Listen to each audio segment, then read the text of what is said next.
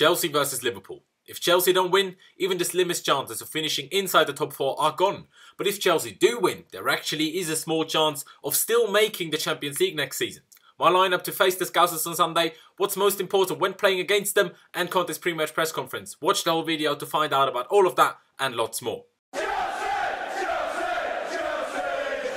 Hello there guys and welcome back to 100% Chelsea from a preview of the Chelsea versus Liverpool game, with the kickoff being on Sunday afternoon at 4:30 PM UK time at Stamford Bridge of course. Before getting into the video, please let me remind you to vote for 100% Chelsea in the Football Blogging Awards, in which we've made the top 10 shortlist in the best football video content creator category. You can vote on the website footballbloggingawards.co.uk, to which the link is down in the description below, or by tweeting what it says on screen now. But what you have to tweet is also down in the description below, and you simply have to copy and paste it from there to Twitter basically. And the last thing before talking about the game is make sure you do subscribe to 100% Chelsea if you haven't already, and also don't forget to press the notification bell as well. In the last video you absolutely smashed the target of 500 likes, so let's try to get 700 likes today. That would be absolutely incredible, so make sure you do drop a like, I'd very much appreciate that. But now getting into the preview and speaking about our opposition Liverpool. Now in the league, Liverpool sit in third on 72 points from 36 games, so 6 points ahead of us, but we do have a game in hand over them. Everyone knows that they score a lot of goals. Nowhere near as many as Man City have,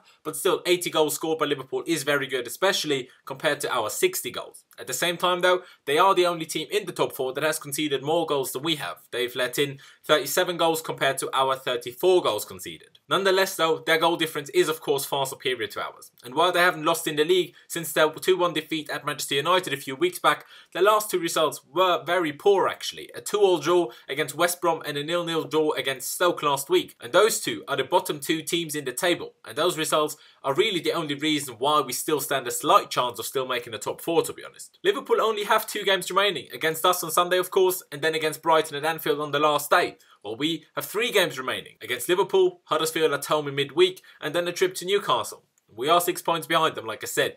And are we to win on Sunday, the gap would obviously shrink to 3 points. And if we then win our game in hand, we go level on points with them. Of course, I've mentioned the far superior goal difference. So, on the last day, if those things happen, we beat Liverpool and we beat Huddersfield, then we have to still beat Newcastle and hope for Liverpool to drop points against Brighton. Will that happen? Who knows? But we have to win on Sunday, because otherwise, even the small chance we have now would be gone completely. In the Champions League though, and you have to say fair play to them, Liverpool have reached the final by beating Roma 7-6 on aggregate. And in my opinion, they got quite lucky, very lucky in the second leg. Yes, they were much better in the first leg, but in the second leg on Wednesday, Roma should have had 2, if not 3 penalties. Yes, Liverpool probably should have also had a penalty, but if that pushes a penalty, that Liverpool claimed, Wijnaldum's goal shouldn't have stood either, because Dzeko in the lead up to that was clearly pushed as well. So overall, they probably deserve to get to the final because they're just a better team and were overall better.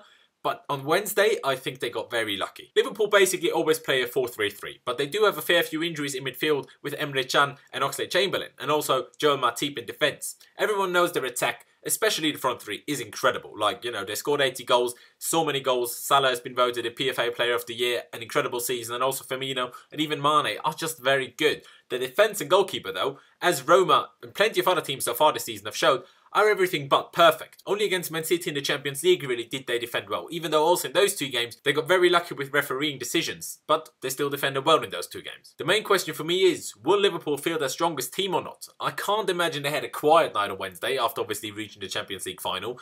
And both games against Roma were physically quite tough for them, I think. So they will probably start close to their best team, but how fresh those players then will be, we'll just have to wait and see. Because while they've played 4 games, in the last 2 weeks, with 2 league games and the Champions League ties, we've only played 2, so we should in theory have a good bit of a fitness advantage going into the game on Sunday. And now getting into Antonio Conte's pre-match press conference. On team news, Conte said that there are no news and everyone is fit. So that obviously excludes the long-term injuries like Ethan Ampadu and presumably also David Luiz, although conspiracy theorists would say that hints that David Luiz isn't actually injured but just not being used because obviously him and Conte fell out. Believe whichever you like, to be honest. For me, either Luiz is a proper man of honour to never make it public that he's not actually injured, and because I don't think any player would do that, not be injured and not be used and not make it public at all that that's the case, I do believe that he is injured, but who knows. Moving on with the press conference, Conte said something that we all know, of course. We have to win all of our games to keep the hope of finishing inside the top 4 alive. Beating Liverpool on Sunday would be a big step in that direction though. Of course, like I explained already, it still wouldn't put it into our hands, but Liverpool, also like I said, their 2 last league games,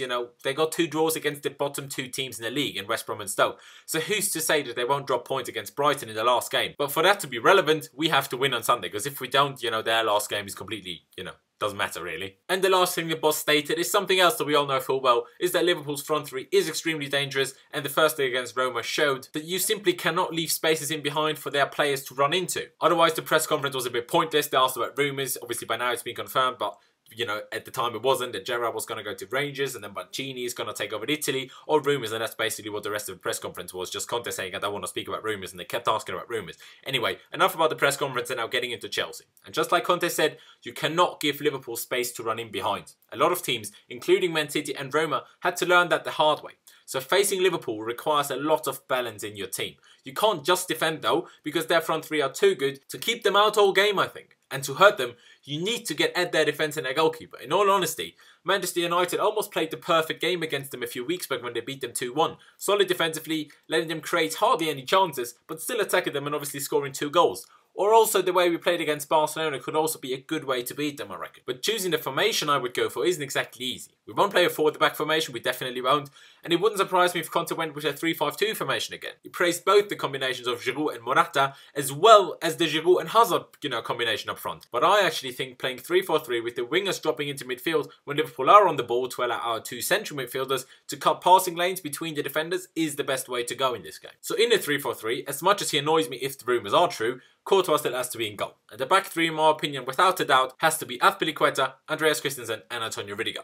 Cahill played well in the last 2 games, but against Liverpool, you don't need a strong defender. You need quick and agile defenders who are smart in their positioning, and Christensen certainly suits them better than Cahill does, especially if he doesn't make any silly mistakes. But the right wing back should and will obviously be Victor Moses, I'm pretty sure, but on the left side, it is a bit more tricky. I would start Emerson Palmieri. I think he's played well enough to keep his place in the side, but I'm almost certain that Conte will start Marcos Alonso, who's obviously now back from his 3-game suspension. In midfield, I think it has to be N'Golo Kante and Cesc Fabregas actually. Fabregas might surprise you, but I don't think any of Bakayoko or Danny Drinkwater have the footballing brain to cut the right passing lanes against a team like Liverpool. And while Fabregas is slow, very slow, I think he does and is most capable of that. The wingers then have to be Hazard and Willian, even though Hazard probably won't be happy about having to drop into midfield constantly. But against Van Dijk, starting Hazard up top with a false 9, which, we obviously did against Barcelona when we used that kind of, system, wouldn't really work all too well in my opinion. So I think we have to go with Hazard and Willian on the wings.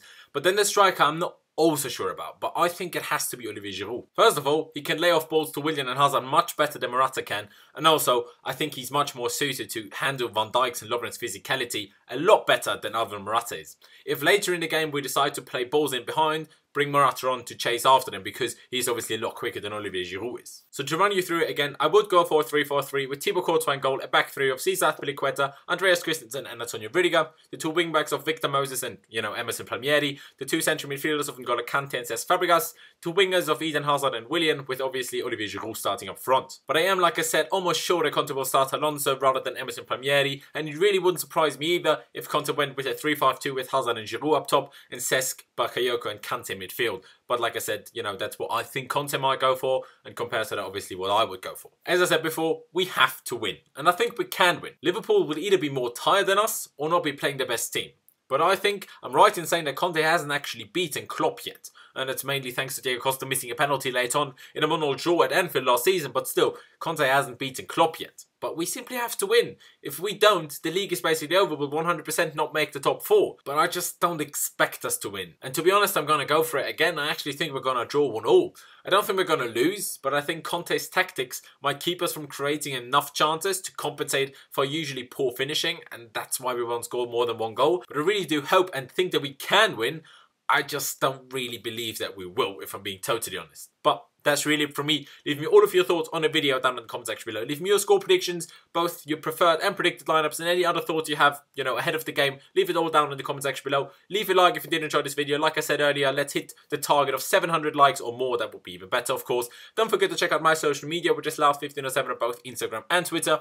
As you can see over here, I would massively appreciate that if you could follow me over there. And don't forget to subscribe to 100% Chelsea as well. If you haven't already, we'd massively appreciate that. But also don't forget to, click the notification bell button, because if you don't, if you don't click that and choose to be notified about all uploads, you will only know about half the videos we actually upload, and that's just very frustrating. And the last thing, don't forget to vote for 100% Chelsea. Vote for us in the Football Blogging Awards, like I said, via the website and the link in the description, or just via Twitter by tweeting what is also, down in the description below for you to copy and paste. But thank you guys for watching. I'm very much looking forward to the game on Sunday. We just have to win. Let's hope we can do it. Up the Chelsea. And I'll see you next time.